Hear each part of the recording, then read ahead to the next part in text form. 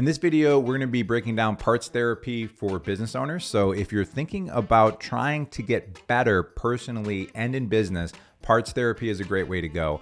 What it has allowed me to do is to really just identify who I am. And what I mean by that is like all the different parts of me that show up in different situations and scenarios. And a lot of times, it could be in your personal life, but what we're focusing on here too is your business life. So maybe you own a business or you want to start a business.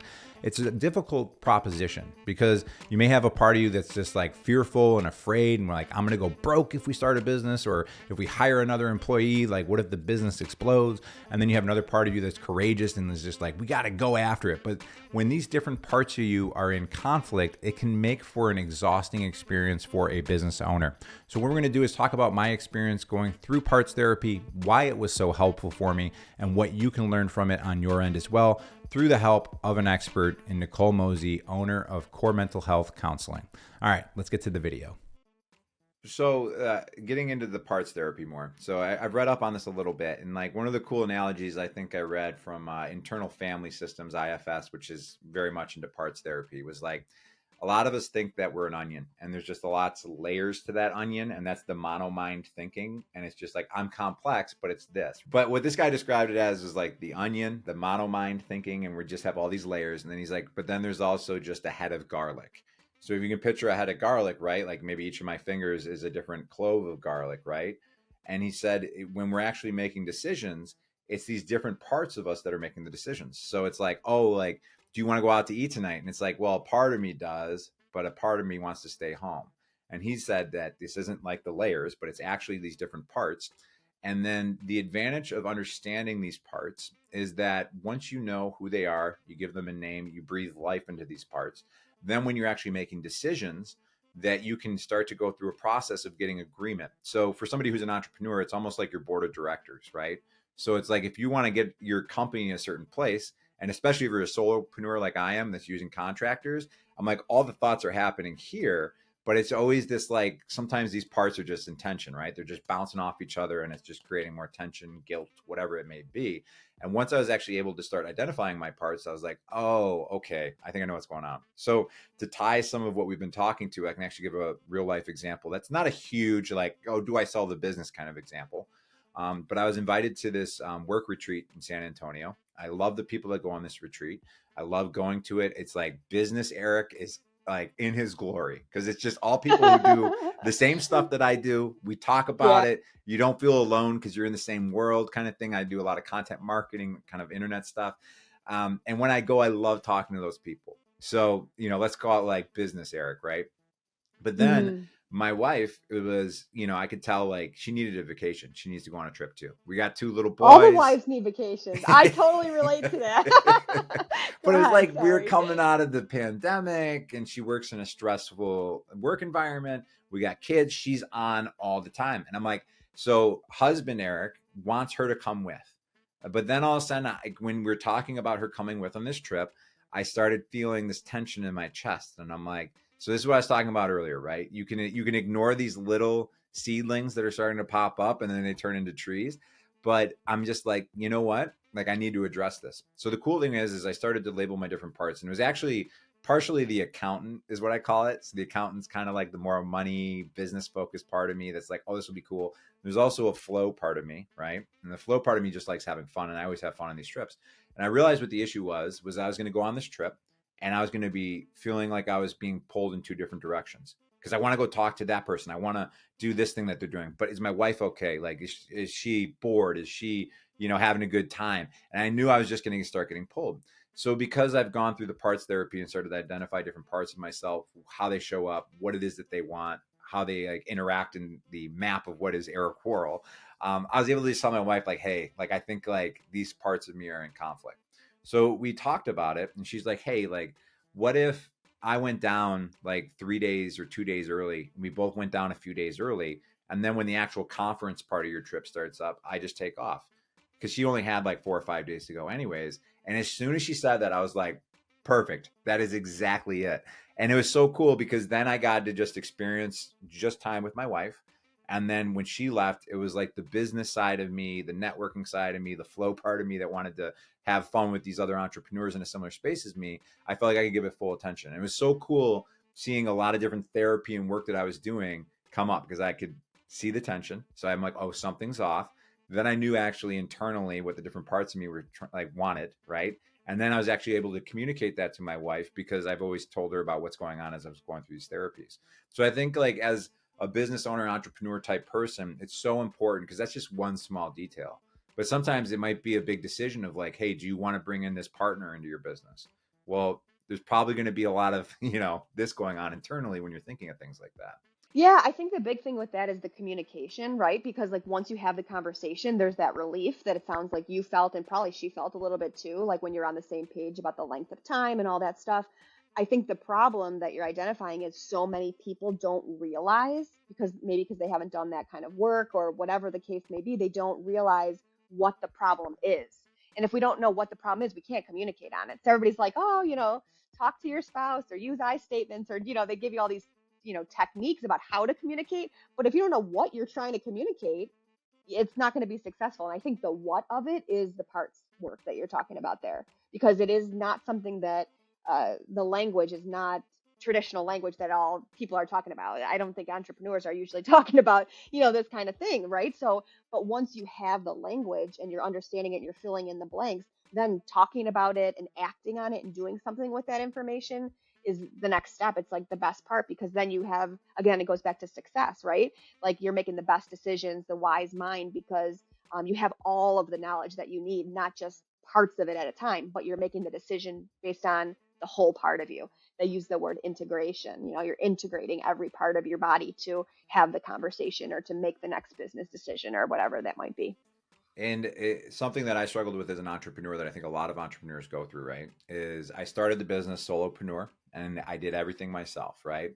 And then Yeah. because I'm going to do it the best, I want to have the Yeah, I can control totally over it, relate. I you do. know?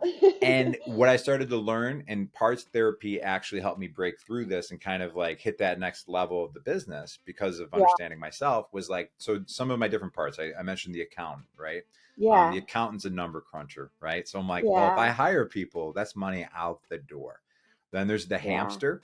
So for Uh-huh. me, I know these sound funny. I'm like, it's I kind of can't, funny I because want to it's write so, this down. I yeah. love it. I think it's So so the cool. hamster is the one that's like, get on the wheel and go. Like Yeah. you work. Like Yeah. your self worth is somewhat maybe too large of a disproportionate amount, Uh-huh. related to how much you got done today, right? So Yeah. these two parts of me, like there was another part of me that's like flow is what I call it. And flow just Yeah. wants to be in a state of flow, have fun, enjoy what you're doing. And doing the parts therapy, the way it was described to me was like, picture, a room, maybe there's a table, something, right? Hmm. And what does that room look like? And then as you started to identify the parts, like where are they sitting? So flow, I was at the head of the table because I'm a narcissist. And flow, Stop yeah, it. I'm not really, I don't think.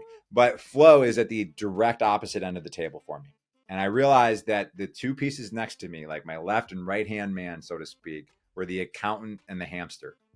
So when it came to me growing the business, and a lot of times you got to hire people to do that, right? I didn't want to do it because I'm giving up control. It's going to be cost. So the accountant is like, no on cost, right? The hamster's like, but I need to get the credit for doing the work. And it was like this thing where then Flo is staring at me from the other side of the business or the table and just being like, when do I get a seat at the table? Because I don't even feel like I'm here, right? And it's because I just kept on taking on more and more and more. And I got used to 70-hour work weeks. I got used to burnout. I got used to waking up at 2 in the morning and working at 3 o'clock. And I think there's something in the, like, especially the American culture ethos. It's just like, I got up at 3 and started working. Good job, Eric. And you're also like, just at your wit's end at like 6 p.m. at night because you're so exhausted. So once I started going through the parts therapy, I started realizing where I'm like, okay, got it. Like the hamster, or excuse me, the accountant and the hamster don't want me to do this. But the interesting thing is the way that it was described to me is that you need to be kind to these parts. I love that. You have to. You have to align with each piece because otherwise we're shaming them or telling them they're bad. That's totally counterproductive. Because you have to align with each piece because each one was created for a reason. So going back to the idea of like the protective parts and whatever, like it wouldn't be there if it didn't need to do that to survive. Like it got us to this point. I think that's one of the things with entrepreneurs. Like sometimes it's real hard to suggest any changes because for the most part, entrepreneurs are successful. right? They don't want to look back and say, what can I do different? Oh, that doesn't feel good, So yeah, you have to align with each one of these parts, because then you start a dialogue between them and you really understand why they do what they do. Because each one of those things has got value, it's got feelings attached to it, it's got like a certain place at the table, and you need all of them. So having them communicate with each other is kind of the next piece of that, because as they talk to each other, then you're able to be creative about like, okay, that helped me up until this point or until this age. How else can I get that same need met in a different way that's more effective for my whole self? And that process is called integration. And that takes sometimes years in therapy. I know that sounds scary, but like that's the reason that that takes so long is because you're not only changing um, yourself. Well, when you say change yourself, you're actually changing, right? Though, like you're developing neural pathways that change the way you think and show up in certain situations. Like this is not like something in theory. This is like you're actually changing the wiring of your brain and the way that you show up. Yeah. I know that sounds scary. Like people are probably like, I don't know. Like if you're happy with 70% of yourself, but the other 30, you're like, I don't know. Like you might not want to even come to therapy and sit here and work on changing anything. But I think it goes back to the idea that like you're your best advocate, like you know yourself better than anybody else. So the therapist is just trying to work with you to say, how could we handle that other 30% just a little differently so that it actually supports the rest of you and you're all kind of working together. So yeah, I mean, it does create new neural pathways in the brain. And I think, it takes time, but people will notice that about you. Like you seem less reactive, when you're driving to work, and I'm getting that phone call. You're like, you're able to make it there. Like, no problem. It's going way differently now. Or maybe you're reflective of that yourself. So yeah, it definitely changes things for sure. Well, going back to that example, like I actually did something that's common, like advice from business coaches, right? And they call it a chair exercise, and I'm sure you're familiar with it. But basically, what I would do is once I identified the parts, I would get up and I would have two chairs. And like, supposedly you don't have to do it, but like the actual getting up and moving to the other chair. And it's funny because I have a massage chair in my office, and so Flo, I just laugh when I show this because it's so ridiculous. But Flo would sit in that chair, and I'd bring my office chair that I'm sitting in right here and put it across from it, and that's where the accountant would. And I would say, when I was sitting there as the accountant, it would be like, "What is it that you want? Like, what is it that when you're talking to Flo, like, what's your concern?" And I would sit there and talk to Flo, and I feel like I have to laugh and smile when I'm saying this because I get that people are going to watch this and be like, "Oh, he's gone off the deep end." But I No, would say, this "Hey, is like legit what happens. And I think the visualization of it is because what it's what's help is happening what's here helpful. anyways, right?" Yeah. Yeah. And Yeah. again, it's different for everybody, but like your example of it is one piece of like how this could look for somebody. So I think you're normalizing it in a huge way. So I had to ask Flo, I'm like, what is it that you want? And Flo, and I Yeah. think a lot of people can, it doesn't matter what you're doing, but it's like, I just want to feel energized in what I'm doing, right? I want to feel like I have a seat at the table. I want to feel like I'm in Want a to feel state of, heard. yeah, I want to feel heard and Heard. I want to have fun, right? And at some Mm-hmm. point, and I think a lot of adults especially go through this, and like I'd be curious to hear your take on this in a minute, but like something that kind of haunted me that I came across was called the happiness curve study. So basically what they found is like here's the two plateaus at the top right here, right? And this is you, hopefully this is left or right, but this is you in your teenage years. And then what they found from studying all this is down here at the bottom, about 47.2 years of age is the specific number, is when people report being their least happy. And then after that date, it starts to go back up. And when I heard about this, I'm like, well, why is that? And the research and the theory behind it is that your responsibilities as they increase, right? You're like, oh, I got a mortgage, I got insurance. Oh my gosh, I got kids. I got to make sure we're paying this. Are we starting to save for college? All these things of adulthood put this extra responsibility on you. And the things like, oh, I would like to go golfing. Well, I can't do that. I'd like to read a book. I don't have time to read a book. I want to work out more. I don't even have time for that. So things that maybe would put me in a state of flow, I kept shoving off because I was being responsible, right?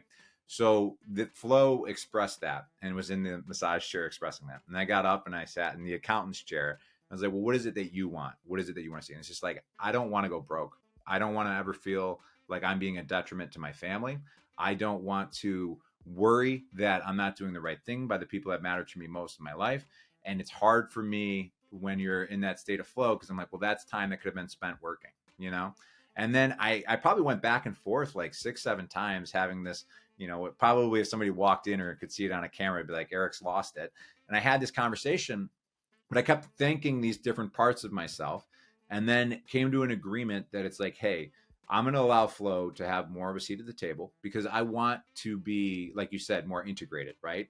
I want Yeah, to be your able to best show, self. You need all of that. I don't want Yeah. to be showing up Monday morning when I start to work and just feel like garbage, right? Because Pissed I just, off that you didn't get to do what you needed, right? yeah. So I Yeah. started to have these conversations. And then from that, I got agreement from the accountant to start hiring out for different things that I was doing. So it may have been Wow. video editing and like process stuff, admin stuff, bookkeeping, which I hated doing. That was the first thing that went. Yeah.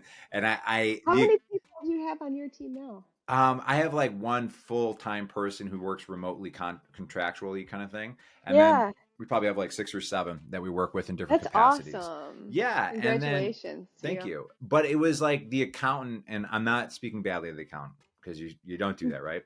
But I'm appreciative because I've always been financially what's the right word?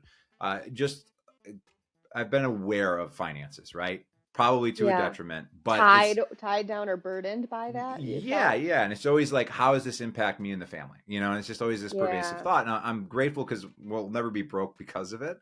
But at the same Yeah. time, that person was clutching the purse strings, so to speak, and being like, well, you can't hire. It's a protective factor. And that's why we don't want to shame that part and we want to understand it better because if that part wasn't there, you wouldn't be successful, right? Like you need that part to make good decisions financially.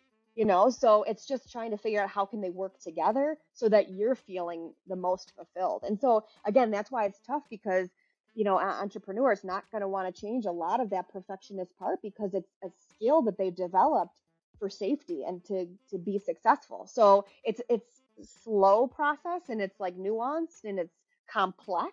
So this type of skill, like I really do think takes years like for somebody to do in counseling unless you bring it up like you did. You know what I mean? Like unless you say, "Hey, I heard about this and like I want to really work through it." Like it's not always our first go-to. The first go-to is maybe reducing symptoms, coping skills, whatever. Entrepreneurs, sometimes they already know these things.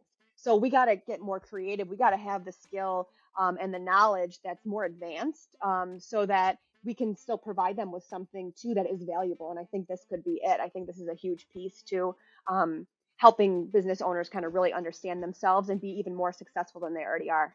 When I was starting to try to make the jump into entrepreneurship, right, it was really difficult for me because of what I previously discussed, probably on a separate video, talking about parts therapy and a part of me that's the accountant that's just like, oh, like I'll go broke. Like we need to protect ourselves, right?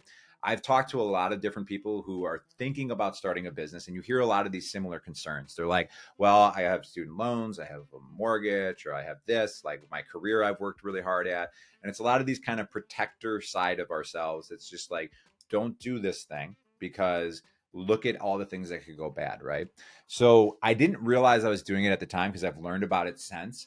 But there's this thing called risk compensation theory. And basically, what it is that when you are in a less risky, like perceived less risky scenario, you're willing to take more risks. And if you're in a more of a perceived risky situation, you take less risks. All right. So what I realized, I didn't realize quite because I didn't know I was doing it. But when I was starting the business and like being like, this is what I want to do, I had that rental property, which I talked about in a separate video where I almost had a panic attack picking out subway tile for it when I was renovating it to sell it. Right. Well, I decided to sell that rental property and take the money from that and take a good chunk of it and create a higher emergency fund with it. Now, the reason for it, which I didn't realize, was I was creating less perceived risk for myself. So if you're starting a business, right, what are the two things a lot of people talk about? You have to be resilient and you have to have a lot of risk tolerance. So it was kind of interesting that I didn't really understand that, like, oh, the accountant needs a healthier emergency fund. But that allowed me to take that leap into entrepreneurship because I felt like there wasn't as much risk because I had this emergency fund. Like, I'm just sharing that with you because I'm curious from your view as a mental health counselor, therapist, and knowing what you know, like, what do you think of that? Yeah, so I'm thinking of the words like empathy when you're talking about that, and I think sometimes when there is perceived risk or maybe real risk, it feels real anyways.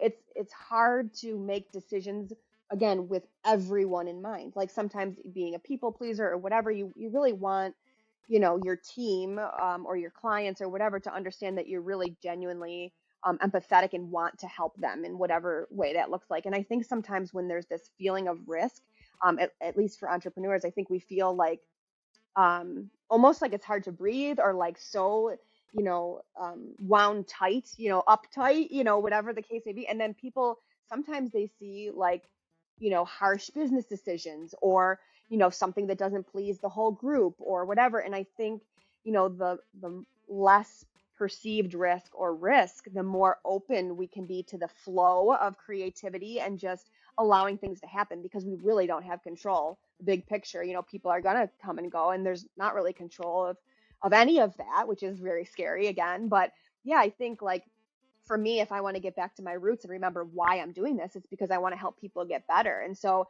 in order to like keep that in mind, and have like allow that to come out of me naturally, I have to, try to take care of some of these other things that are looming over my head, like a lot of business owners, whether it's the finances, which seem to be a big one, or, you know, business relationships, or, um, contracts, or whatever that thing might be. Like there, that's a very real, front of mind issue. And I think in order to make that risk, like you're talking about, feel or perceive to be less, the counter to that is the part of you that, is genuine and really got into the business, the why, so to speak, or the empathy or the empathic part of you can kind of shine. And otherwise that part feels like it gets stifled sometimes as a business owner. And I think, being in a bunch of the business owner groups, in the area, I think sometimes we don't always have the best, reputation. It's like, oh, the business owner, they know what they want, or they're, Machiavellian mindset, or narcissist, or like whatever, and they're going, and they forget about all these people that, they're impacting, or like having relationships with along the way. So yeah, for me, as far as the parts work goes, it's like making sure that, all of the parts have a seat at the table and none of them get stifled, because every part is equally as important. Uh, Nicole, like, thank you for your time on this. It's interesting because it's all stuff that I'm super into, as you can tell, but I just don't have the background knowledge and information that you do. For anybody else that's watching this and they're interested in something like this, of learning themselves better so that they can become a better business owner, better person, just showing up better in life in general, is my experience. What's your advice to them, and like if they want to get in contact with you? Yeah, so again, going back to the idea of making sure it's the right fit, we're offering free consultations. They're 15 minutes long, virtual, and they can be booked right on our website, www.coremhc.com. We want to make sure that we're the right fit for you, and we want you to be able to make sure that you're the right fit for us. Goes both ways, basically. So just checking out the website and then asking any questions during that 15 minutes. People always ask, what can I expect? And again, they're different for everybody, but giving you the chance to ask, what might therapy be like, or tell us if you've done therapy before and what you don't like, all of that stuff. So free consultations on the website, I think, would be a great start. And then, And there really is no obligation. Like we link them with other, like if they said, I really want to use my health so you don't insurance, take their we give them credit a card list of, beforehand?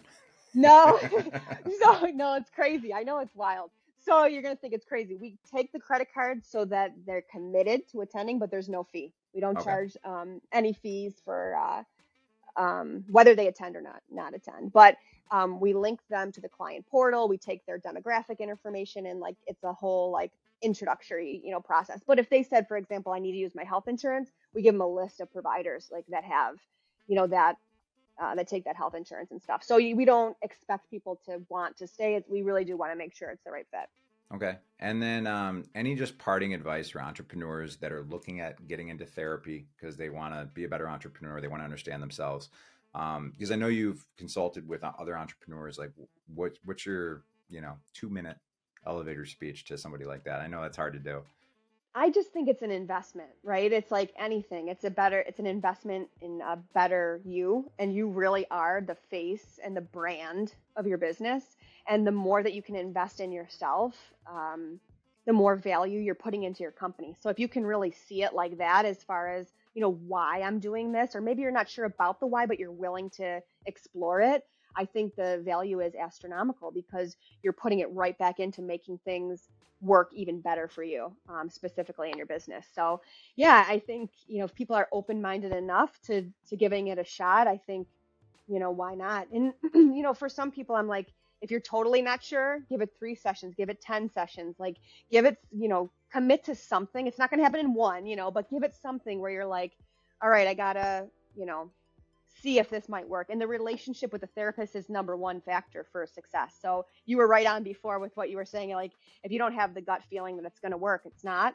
So you have to find the right person. And then all these theories and treatments and techniques are secondary actually to the relationship with the person. Yeah, I think my advice for anybody else that's considering it is just do it. Oh, I like just, it. yeah, just You're do the it. best Like, advocate for it. yeah, it's Yeah. just like for me, there were certain sessions that I had that I didn't realize that it felt like I was carrying a 100-pound weight on my shoulders, and it was gone like that. And to be able to go into a session, you talked about the return on your investment or why you should do it. To be able to go Yeah. into something like that, not even knowing that that's going to be a result of it, because you don't really know until you get into it and try it, right? I You don't know what's know. there waiting for you. And that's the scary part Yeah. for sure. It is scary. It is. But if somebody said, hey, you're carrying around 100 pounds on your shoulders, can I take that off for you? You'd be like, hell yeah, like, thank you, Yeah. But that's the Yeah. thing that I didn't realize getting into it, that I didn't realize existed. So it is, there's some vulnerability. There's a little bit of it's a scary proposition sometimes, but these are professionals. They know how to guide you through it. It's kind of like your Sherpa that's helping you through this path. And I would just tell people to do it. In the next video on the screen right here, we're going to be talking about finding the right therapist for your needs, because it's so important that you find the right fit. And we're going to be talking about all the commonly asked questions when it comes to finding the right therapist. So join us in the next video, and this will be helpful for you on your mental health journey.